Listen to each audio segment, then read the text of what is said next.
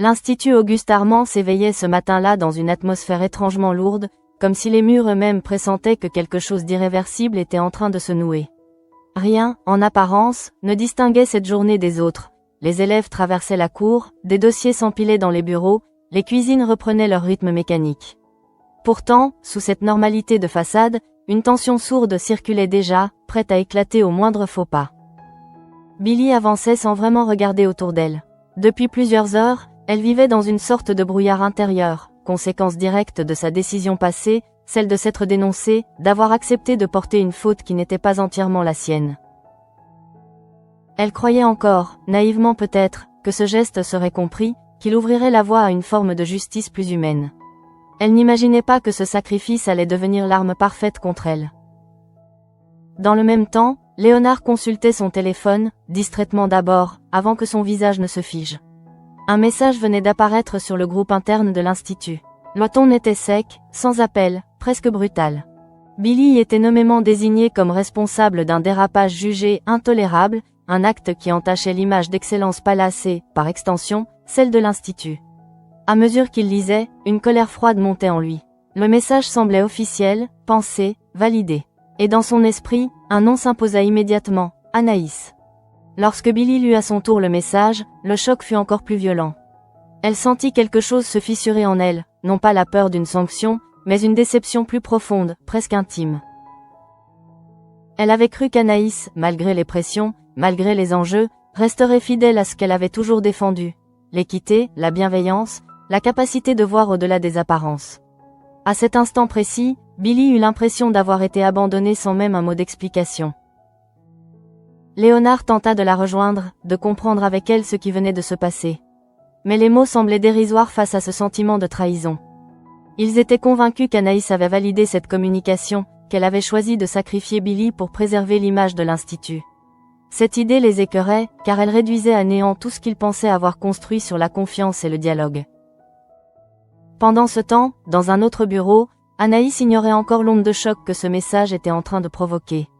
Elle réfléchissait, seule, à la décision qu'elle devait prendre. La veille, elle s'était donné une journée entière pour peser chaque option, chaque conséquence. Elle savait que la situation dépassait largement le simple cadre disciplinaire, c'était l'équilibre même de l'Institut, sa crédibilité, son avenir qui était en jeu. Elle ne se doutait pas qu'Andrea avait déjà agi dans son dos, transformant une réflexion encore ouverte en un verdict public. À l'extérieur, Ferdinand roulait à vélo vers les marais, cherchant l'air, le silence, un endroit où ses pensées pourraient enfin s'ordonner. Il avait besoin de comprendre Billy, de comprendre ce qui l'avait poussé à se dénoncer. Lorsqu'il la retrouva, il sentit immédiatement que quelque chose avait changé. Billy n'était plus seulement fatiguée, elle était sur la défensive, comme si chaque parole pouvait devenir une menace. Elle l'écouta parler, tenter de se justifier, de dire qu'il n'avait jamais voulu qu'elle paye à sa place. Puis, presque malgré elle, elle posa la question qui la hantait depuis un moment. Avait-il des sentiments pour elle? Ce n'était pas une accusation, mais une tentative de mettre de l'ordre dans ce chaos émotionnel. Elle avoua qu'elle tenait à lui, sincèrement, mais qu'elle avait besoin de temps. Le poids de Valdine, de tout ce qu'il représentait, l'empêchait encore de s'abandonner pleinement. À l'Institut, l'ombre de Valdine planait déjà, même avant son arrivée. Son nom suffisait à faire naître un malaise. Anaïs reçut un message de lui, bref, autoritaire, exigeant un rendez-vous immédiat dans son bureau. Elle sentit son estomac se nouer. Elle savait que cette confrontation serait décisive, qu'elle marquerait un avant et un après dans sa prise de fonction. Être directrice signifiait affronter ce genre de chantage, mais rien ne l'avait préparée à la violence émotionnelle de ce moment.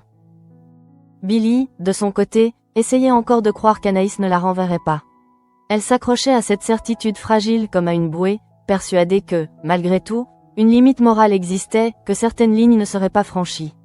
Elle ignorait que, dans les coulisses, la machine judiciaire et financière était déjà en marche, prête à broyer toute résistance. Lorsque Valdine franchit les portes de l'Institut, le climat changea instantanément. Sa présence imposait le silence, un mélange de peur et de colère contenue. Il n'était pas là pour discuter, mais pour imposer ses conditions. Derrière son discours juridique, derrière les menaces de diffamation et de procès, se cachait une volonté claire, obtenir la tête de Billy, utiliser son renvoi comme monnaie d'échange. Anaïs, encore à distance de cette tempête, ne mesurait pas entièrement l'ampleur du piège qui se refermait. Mais déjà, au fond d'elle, une certitude douloureuse commençait à émerger. Quoi qu'elle décide, quelqu'un serait sacrifié. Et cette pensée, lourde et persistante, annonçait le début d'un chemin où il n'y aurait plus de retour possible. Le bureau de la direction semblait soudain trop étroit pour contenir la pression qui s'y installait. Anaïs relisait le message publié sur le groupe de l'Institut avec un sentiment mêlé de stupeur et de colère froide. Elle reconnaissait chaque mot, chaque tournure, non pas comme l'expression de sa propre pensée, mais comme une caricature brutale de ce qu'elle avait refusé d'assumer. Andrea avait franchi une ligne irréversible, transformant une réflexion encore fragile en condamnation publique. La trahison d'Andrea ne la touchait pas seulement sur le plan professionnel. Anaïs se sentait atteinte dans ce qu'elle avait toujours défendu, la capacité de décider sans humilier, de protéger sans mentir. Désormais, le mal était fait. L'Institut parlait, jugeait, condamnait déjà, et elle n'avait même pas eu le temps d'expliquer, de temporiser, de nuancer. Elle prit une profonde inspiration, consciente que chaque minute qui passait renforçait l'idée qu'elle avait validé ce message. Dans les couloirs, les regards se faisaient plus insistants. Billy avançait la tête haute, mais son corps trahissait la tension qu'elle tentait de maîtriser. Elle avait appris, au fil des épreuves, à ne pas se laisser abattre par les jugements hâtifs. Pourtant, cette fois, la blessure était plus intime. Ce n'était pas l'opinion de l'Institut qui la faisait vaciller, mais la conviction qu'Anaïs avait choisi de l'exposer ainsi, sans un mot, sans un face-à-face. Léonard, à ses côtés, peinait à contenir sa rage. Il se sentait impuissant, témoin d'une injustice qu'il ne savait pas comment réparer. Plus il y pensait, plus une certitude s'imposait. Ce message n'était pas qu'une erreur de communication, c'était une stratégie. Quelqu'un cherchait à faire de Billy un exemple, un symbole à sacrifier pour rassurer l'extérieur. Et cette idée lui donnait la nausée. Pendant ce temps, Andrea, restée seule dans le bureau de Tessier, tentait de se convaincre qu'elle avait fait ce qu'il fallait. Elle se répétait que l'image de l'Institut passait avant tout, que la fermeté était nécessaire pour éviter un scandale plus grand encore. Pourtant, au fond d'elle, un doute persistait. Elle savait qu'elle avait agi sans l'aval d'Anaïs, qu'elle avait court-circuité une décision collective. Mais elle préférait taire cette gêne, l'enfouir sous une apparente assurance. L'arrivée de Valdine à l'Institut acheva de faire basculer l'atmosphère. Sa simple présence rappelait à chacun que l'affaire dépassait désormais le cadre interne. Il ne s'agissait plus seulement de morale ou de pédagogie, mais de loi, de plaintes, de chiffres vertigineux. Lorsqu'il entra dans le bureau d'Anaïs, son regard était déjà calculateur, dénué de toute empathie. Il ne perdit pas de temps en préambule.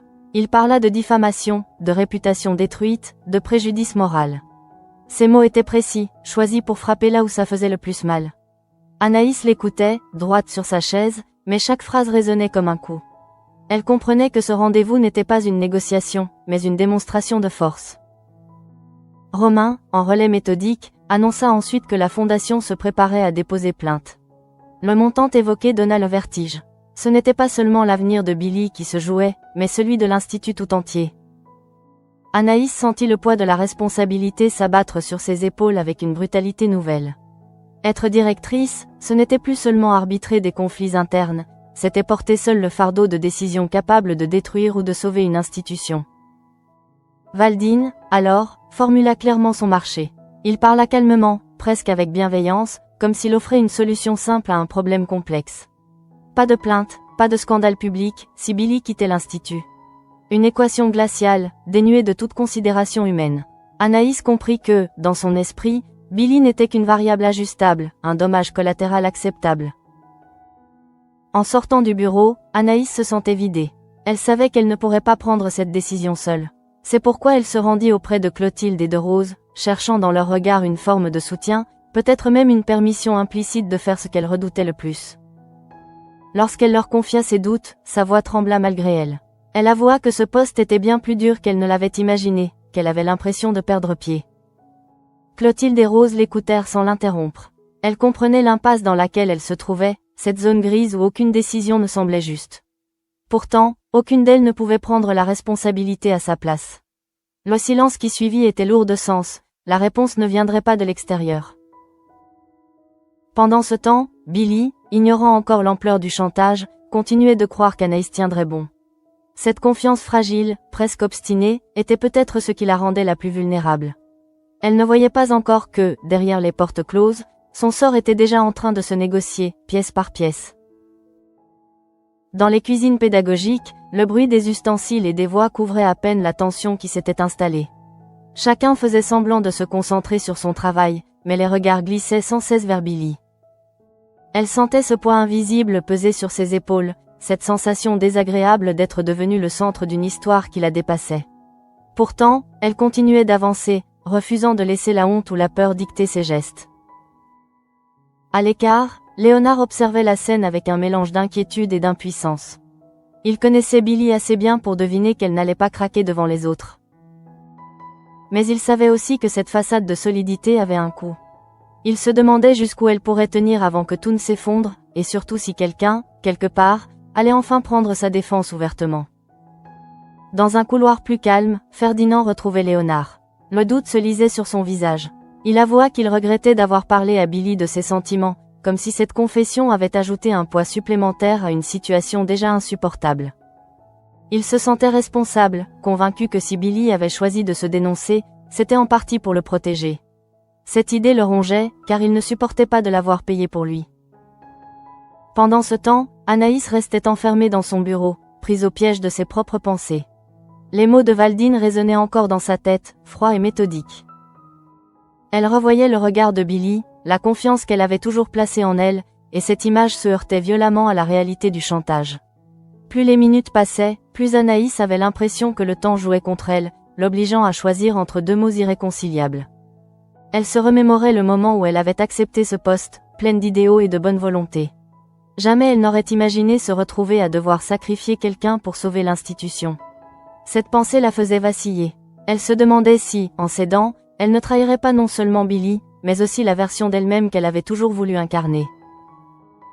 Dans un autre espace de l'institut, une scène plus légère se déroulait, presque en décalage avec le reste. Ninon et Gary célébraient un détail qui, en temps normal, aurait fait sourire tout le monde, 7 semaines et un jour de relation. Ninon était attentive, investie, presque excessivement. Malik, intrigué par cette intensité, aidait Gary à mettre des mots sur ce qu'il ressentait. Il avait l'impression d'être aimé d'une manière qu'il ne comprenait pas encore totalement.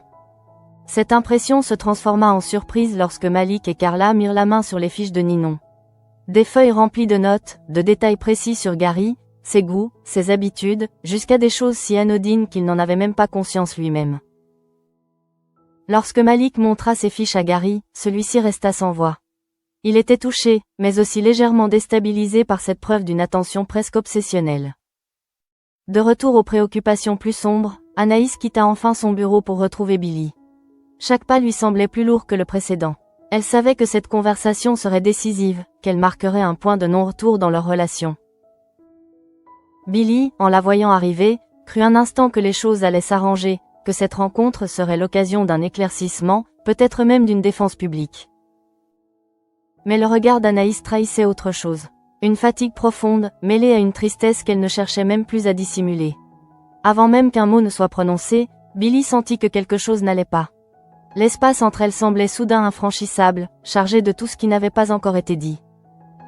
Anaïs hésita, cherchant les mots justes, consciente que rien de ce qu'elle dirait ne pourrait réellement atténuer la douleur à venir. Elle expliqua, à demi-mot, l'existence d'un danger plus grand, d'un procès capable de mettre l'institut à genoux. Billy l'écoutait, silencieuse, tentant de comprendre où tout cela menait. Elle ne se doutait pas encore que cette discussion préparait le terrain pour l'annonce la plus brutale. À l'extérieur, Hector recevait son nouveau planning des mains de Clotilde. Il l'examina à peine avant de confirmer, avec une fermeté déconcertante, qu'il ne resterait pas professeur après le retour d'Anouk. Il coupa court à toute tentative de discussion, affirmant simplement qu'il n'en avait pas envie. Cette décision, abrupte et définitive, laissait planer un mystère sur ses véritables motivations. Alors que la journée avançait, un sentiment commun semblait s'installer dans les murs de l'institut, celui d'un équilibre fragile sur le point de se rompre. Chacun, à sa manière, pressentait que les heures à venir allaient laisser des traces profondes, et que rien, ni personne, ne sortirait vraiment indemne de ce qui était en train de se jouer. La fin de journée approchait, mais personne n'avait réellement l'impression que le temps suivait son cours habituel. À l'institut, chaque minute semblait suspendue, comme si tout le monde attendait inconsciemment une annonce capable de faire basculer l'équilibre déjà fragile. Billy, malgré les explications à demi-mot d'Anaïs, continuait de croire qu'il existait une issue moins brutale, une décision qui préserverait à la fois l'institut et un minimum de justice. Anaïs, elle, se replia de nouveau dans son bureau, incapable de rester plus longtemps face à Billy sans affronter l'inévitable. Elle relisait mentalement les arguments de Valdine, les chiffres avancés par Romain, les conséquences d'un procès qui pourrait s'étendre sur des mois et ruiner la réputation de l'école. À chaque tentative de rationalisation, une image revenait la hanter, celle de Billy, droite malgré tout, convaincue qu'Anaïs finirait par faire le bon choix. Dans un autre coin de l'institut, l'histoire de Ninon et Gary prenait une tournure plus troublante. Gary tenait encore les fiches entre ses mains, incapable de décider s'il devait être flatté ou inquiet. Il découvrait une facette de leur relation qu'il n'avait jamais vraiment interrogée. Ninon ne se contentait pas d'aimer, elle analysait, répertoriait, anticipait. Malik, en observateur lucide, tenta de lui faire comprendre que cette attention extrême pouvait cacher une peur profonde de perdre l'autre. Lorsque Gary confronta Ninon, celle-ci se sentit brusquement mise à nu. Elle expliqua, maladroitement, qu'elle avait toujours fonctionné ainsi, qu'elle avait besoin de connaître l'autre dans ses moindres détails pour se sentir en sécurité. Son aveu, sincère mais déstabilisant, laissa Gary partager entre tendresse et malaise. Leur relation, jusqu'ici légère en apparence, venait d'entrer dans une zone plus complexe, où l'amour se mêlait à la dépendance affective. De retour aux enjeux centraux, Anaïs convoqua une dernière fois Clotilde et Rose. Elle avait besoin d'entendre leur voix, même si elle savait que la décision finale lui appartenait. Elle leur confia son sentiment d'échec, cette impression d'avoir déjà perdu quelque chose d'essentiel en acceptant de céder au chantage. Elle ne parlait plus seulement de Billy, mais de la directrice qu'elle rêvait d'être et qu'elle ne reconnaissait plus. Clotilde tenta de lui rappeler que protéger l'institut, c'était aussi protéger des dizaines d'élèves et de professeurs, que parfois, le rôle de dirigeant imposait des choix impossibles. Rose, plus silencieuse, laissa entendre que certaines décisions laissent des cicatrices durables, et que le prix à payer ne disparaît jamais complètement. Ces paroles, loin de rassurer Anaïs, renforcèrent son sentiment d'isolement. Pendant ce temps, Léonard retrouvait Ferdinand. Tous deux partageaient la même angoisse, la même peur de voir Billy s'effondrer sous le poids des événements. Ferdinand répétait qu'il n'accepterait jamais que Billy soit renvoyé à sa place, qu'il était prêt à assumer les conséquences de ses actes. Mais Léonard savait que cette volonté, aussi noble soit-elle, n'avait plus beaucoup de poids face aux mécanismes institutionnels déjà enclenchés. Hector, quant à lui, s'éloignait peu à peu du tumulte ambiant. Sa décision de quitter son poste après le retour d'Anouk semblait définitive, presque libératrice. Clotilde, déstabilisée par son refus catégorique de discuter, se demandait ce qu'il cherchait à fuir. Derrière son calme apparent, Hector semblait porter un poids invisible, un secret ou une lassitude profonde qui le poussait à rompre brutalement avec l'institut. La soirée tombait lorsque Billy fut appelé une nouvelle fois dans le bureau d'Anaïs. Cette fois, l'atmosphère était différente. Plus lourde, plus solennelle. Billy sentit instinctivement que ce rendez-vous n'était pas une simple mise au point. Elle entra, le regard déterminé, prête à entendre ce qu'elle redoutait depuis le matin. Anaïs, debout près de son bureau, peinait à soutenir son regard. Les mots qu'elle s'apprêtait à prononcer lui semblaient étrangers, comme s'ils ne lui appartenaient plus. Billy, de son côté, s'efforçait de rester calme, convaincu que, même dans le pire des cas, Anaïs finirait par défendre une solution intermédiaire, un compromis. Mais le silence qui s'installa avant la prise de parole d'Anaïs était déjà une réponse en soi. Dans cet instant suspendu, Billy comprit que quelque chose venait de se briser, et que la confiance qu'elle avait placée en cette femme allait être mise à l'épreuve comme jamais auparavant. Le bureau d'Anaïs semblait soudain trop silencieux, comme si les murs retenaient leur souffle. Billy se tenait debout face à elle, les bras le long du corps, essayant de capter le moindre signe, la plus petite inflexion qui pourrait lui indiquer que tout n'était pas encore perdu. Anaïs, elle, avait l'impression que sa gorge se serrait à chaque seconde, rendant chaque mot plus difficile à prononcer que le précédent. Elle commença par évoquer la situation globale, les pressions extérieures, les risques juridiques qui planaient désormais sur l'institut. Billy l'écoutait attentivement, mais une inquiétude sourde s'installait en elle. Ce discours, trop cadré, trop institutionnel, ne ressemblait pas à la femme qu'elle connaissait. Anaïs parlait comme une directrice acculée, non comme celle qui, autrefois, aurait cherché à comprendre avant de juger. Peu à peu, la vérité se frayait un chemin entre les phrases. Anaïs expliqua que Valdine était prêt à renoncer à toute plainte si certaines conditions étaient acceptées. Billy fronça les sourcils, sentant déjà où cela menait. Elle tenta d'intervenir, de rappeler qu'elle avait assumé ses actes, qu'elle ne fuyait pas ses responsabilités. Mais Anaïs leva légèrement la main, comme pour demander un instant de silence, consciente que ce qu'elle allait dire allait tout changer. Sa voix se brisa lorsqu'elle annonça que, pour éviter le procès, l'Institut devait faire un geste fort. Un geste irréversible. Billy sentit son cœur s'emballer. Elle comprit avant même que le mot ne soit prononcé. Lorsqu'Anaïs finit par dire qu'elle devait la renvoyer, les larmes envahirent ses yeux, trahissant l'ampleur de sa détresse. Ce n'était pas une décision qu'elle assumait pleinement, mais une capitulation imposée. Billy resta figée, incapable de réagir immédiatement. Elle ne cria pas, ne protesta pas. Le choc était trop grand pour laisser place à une réaction immédiate. Elle avait toujours su que son choix de se dénoncer comportait des risques, mais elle n'avait jamais imaginé que la sanction viendrait de celle qu'elle croyait être son dernier rempart. La douleur qu'elle ressentait n'était pas tant liée à la perte de sa place à l'Institut qu'à la rupture brutale de cette confiance. Anaïs tenta de s'expliquer, de dire qu'elle n'avait pas le choix, que tout l'Institut était en danger. Ses mots se perdaient dans le silence lourd qui suivit. Billy la regardait, cherchant encore une lueur, un signe que tout cela n'était qu'un mauvais rêve. Mais il n'y avait plus rien à négocier. La décision était prise, et elle semblait déjà peser comme une pierre tombale entre elles. Lorsque Billy quitta le bureau, ses pas résonnèrent étrangement dans le couloir. Chaque porte qu'elle franchissait lui donnait l'impression de s'éloigner un peu plus de ce qui avait été sa vie jusqu'ici. Elle croisa quelques élèves, quelques regards curieux ou compatissants, mais aucun ne parvint à atteindre réellement la tempête qui faisait rage en elle. Léonard fut l'un des premiers à comprendre ce qui venait de se passer. En voyant le visage de Billy, il sut immédiatement. La colère monta en lui, brûlante, incontrôlable. Il parla d'injustice, de lâcheté, de système corrompu. Billy, pourtant, ne parvenait même pas à partager cette colère. Elle se sentait vidée, comme si toute son énergie avait été aspirée par cette décision qu'elle n'avait pas choisie. Ferdinand, mis au courant à son tour, réagit avec une culpabilité dévastatrice. Il répéta que tout cela n'aurait jamais dû arriver, que Billy ne devait pas payer pour lui. Il se sentait responsable, persuadé que son silence et ses hésitations avaient contribué à cette issue tragique. Billy tenta de le rassurer, mais ses propres mots lui semblaient creux. Elle n'était plus certaine de quoi que ce soit. Dans le bureau d'Anaïs, les larmes continuaient de couler. Une fois seule, elle s'effondra, submergée par le poids de sa décision. Elle avait sauvé l'Institut, du moins en apparence, mais elle avait le sentiment d'avoir perdu une part essentielle d'elle-même. Ce renvoi n'était pas seulement celui de Billy, c'était aussi celui de ses illusions, de l'idée qu'elle se faisait de la justice et de la loyauté. Au même moment, Valdine quittait les lieux avec la certitude d'avoir gagné. Son chantage avait fonctionné, et il n'avait même pas eu besoin d'élever la voix. Cette victoire froide et calculée laissait derrière elle des dégâts humains dont il ne se souciait guère. Pour lui, l'affaire était réglée. La nuit tombait sur l'Institut, enveloppant les bâtiments d'une obscurité pesante.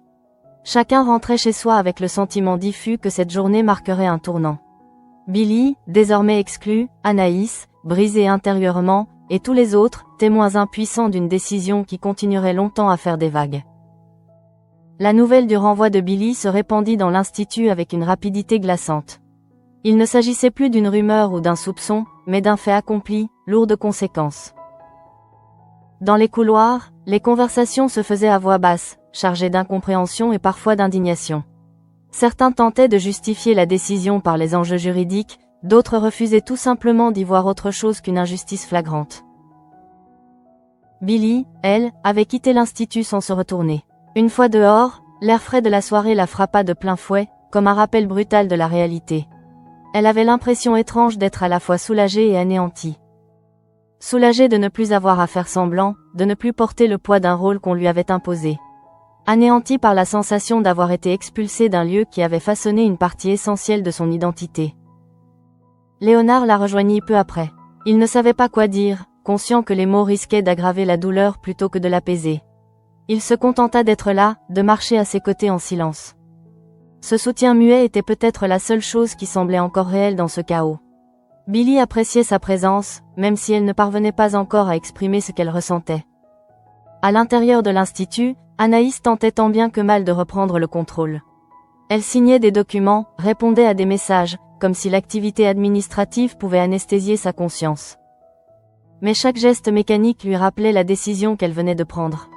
Elle savait que, dès le lendemain, son autorité serait regardée différemment. Elle n'était plus seulement la directrice bienveillante, elle était devenue celle qui avait cédé sous la pression. Clotilde, en la voyant dans cet état, comprit que les conséquences de cette décision ne se limiteraient pas au départ de Billy. Anaïs venait de franchir une étape qui allait redéfinir sa manière de diriger, peut-être même sa manière de se voir.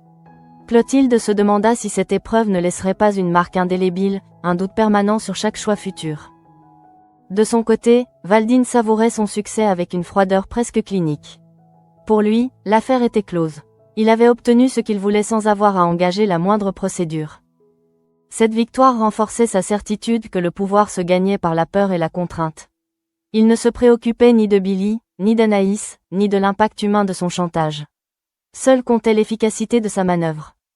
Pendant ce temps, Ferdinand était rongé par la culpabilité. Il repensait à chaque instant passé avec Billy, à chaque silence qu'il avait choisi, à chaque aveu tardif. Il se demandait s'il aurait pu agir différemment, s'il aurait pu empêcher cette issue. L'idée que Billy se retrouve exclu à cause d'un enchaînement de décisions dans lesquelles il avait joué un rôle, même indirect, lui était insupportable. Dans un registre plus intime, la situation de Ninon et Gary continuait d'évoluer. Gary ne cessait de penser aux fiches, à ce qu'elles révélaient de la manière dont Ninon aimait. Il se demandait si cet amour, aussi sincère soit-il, ne risquait pas de devenir étouffant. Ninon, de son côté, se sentait incomprise, presque jugée pour une attention qu'elle croyait être une preuve de son engagement. Cette tension silencieuse installait une distance nouvelle entre eux. Hector, quant à lui, semblait déjà ailleurs. Sa décision de quitter l'Institut après le retour d'Anouk n'était plus remise en question. En s'éloignant, il donnait l'impression de vouloir tourner la page définitivement, comme si cet environnement ne correspondait plus à ce qu'il était devenu. Clotilde, troublée par cette rupture nette, pressentait que ce départ cacherait des répercussions bien plus profondes qu'il n'y paraissait. La nuit avançait, et avec elle, une certitude s'imposait à chacun, rien ne serait plus comme avant. Le renvoi de Billy n'était pas seulement une sanction individuelle, mais le symptôme d'un système prêt à sacrifier l'humain pour se protéger. Cette prise de conscience, diffuse mais persistante, allait continuer de hanter l'Institut bien au-delà de cette journée. Au matin suivant, l'Institut semblait figé dans une atmosphère étrange, comme si la nuit n'avait pas réussi à effacer le choc de la veille. L'absence de Billy était déjà palpable, presque assourdissante. Certains élèves s'attardaient devant les cuisines, cherchant inconsciemment un visage familier qui ne viendrait plus. Cette disparition soudaine donnait à chacun la mesure concrète de ce qui avait été perdu. Anaïs arriva tôt, espérant trouver dans le calme matinal une forme de répit. Mais le silence ne faisait que renforcer le poids de sa décision. Chaque couloir traversé lui rappelait le regard de Billy, ce mélange de dignité et de blessure qui la hantait encore. Elle savait qu'en tant que directrice, elle devait assumer, afficher une fermeté sans faille. Pourtant, à l'intérieur, le doute ne cessait de grandir. Léonard, de son côté, ne parvenait pas à se concentrer. La colère qu'il avait contenue la veille se transformait désormais en amertume. Il se demandait comment l'Institut pouvait continuer à prôner des valeurs d'excellence et de solidarité après avoir sacrifié l'une de ses élèves. Cette incohérence le révoltait, et il sentait naître en lui une défiance nouvelle envers l'autorité. Billy, loin de l'Institut, tentait de reprendre pied. Elle repensait à son parcours, aux sacrifices consentis, aux espoirs qu'elle avait placés dans cette école. Malgré la douleur, une certitude commençait à émerger. Elle ne regrettait pas son choix. Elle avait agi par loyauté, par amour, et même si le prix à payer était exorbitant, elle refusait de renier ce qu'elle était. Cette conviction fragile devenait peu à peu sa seule ancre. Ferdinand, incapable de rester à l'écart, chercha à la rejoindre. Il avait besoin de lui dire qu'il ne la laisserait pas affronter cette épreuve seule. Leur relation, encore incertaine, se trouvait désormais confrontée à une réalité brutale. Ce n'était plus une question de sentiments timides ou de timing imparfait, mais de soutien face à une injustice qui les dépassait tous les deux. À l'Institut, les discussions autour de la décision d'Anaïs prenaient de l'ampleur. Certains professeurs comprenaient les enjeux juridiques, d'autres dénonçaient ouvertement un chantage inacceptable. Cette fracture révélait des tensions latentes, des visions opposées de ce que devait être l'école. Anaïs en avait conscience, et cette division ajoutait une pression supplémentaire à un poste qu'elle trouvait désormais écrasant. Hector, fidèle à sa décision, préparait déjà son départ. Son refus de rester après le retour d'Anouk apparaissait maintenant comme une fuite assumée, une manière de se soustraire à un système qu'il ne reconnaissait plus. Clotilde, en observant cette situation, comprenait que l'Institut traversait une crise plus profonde qu'un simple scandale. C'était une remise en question de ses fondations mêmes. Du côté de Ninon et Gary, la relation entamait une phase de remise en question. Les fiches, révélées par hasard, avaient ouvert une brèche dans leur équilibre. Gary se demandait s'il pouvait accepter un amour aussi minutieusement construit, tandis que Ninon tentait de justifier un besoin de contrôle qu'elle n'avait jamais vraiment interrogé. Leur histoire, à l'image de tant d'autres à l'Institut, se retrouvait à un carrefour délicat. Quant à Valdine, il suivait les retombées de loin, satisfait d'avoir imposé sa loi. Son intervention avait laissé des traces durables, bien au-delà de ce qu'il avait initialement recherché. Il avait démontré qu'un simple chantage pouvait faire plier une institution entière, et cette victoire renforçait son sentiment de toute-puissance. L'épisode se refermait sur une impression amère. Billy, exclue mais fidèle à elle-même. Anaïs, directrice en titre mais profondément ébranlée. Et un institut contraint de regarder en face ses contradictions. Rien n'était véritablement réglé, au contraire, cette décision radicale ouvrait la voie à de nouvelles fractures, à des remises en question qui allaient, tôt ou tard, ressurgir avec encore plus de force.